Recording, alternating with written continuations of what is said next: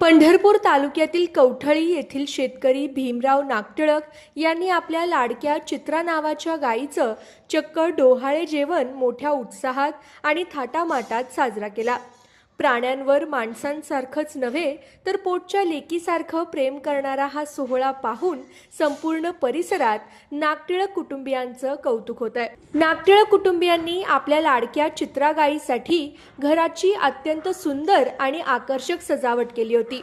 डोहाळे जेवणाचा मुख्य विधी म्हणून चित्रा गायीची पारंपरिक पद्धतीने हिरवी साडी, चोळी आणि फळांनी ओटी भरण्यात आली। एवढंच नाही तर या खास सोहळ्यासाठी घरात पंचपक्वानाचा बेत करण्यात आला होता। घरातल्या एखाद्या सुवासिनीप्रमाणेच चित्राचाही हा डोहाळे जेवणाचा मानपान मोठ्या आनंदाने साजरा करण्यात आला। शेतकऱ्याच्या जीवनात गायी गुरांना देवाचं स्थान असतं।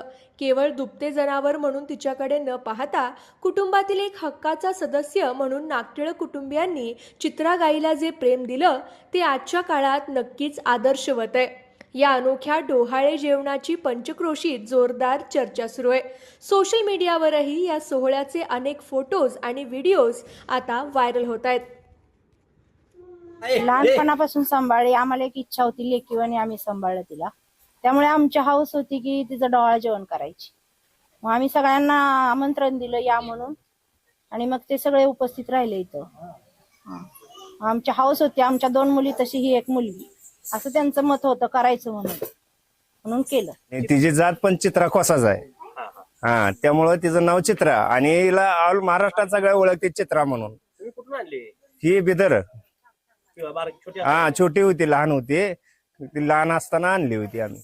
आणि हिच्यामुळं माझा प्रसार म्हणजे मला भरपूर ओळखी झाल्या, मला भरपूर ओळखायला लागली लोक, आणि तिला आणल्यापासून आमचं भरपूर चांगलं झालं, म्हणून एक आम्ही हौस म्हणून केलं।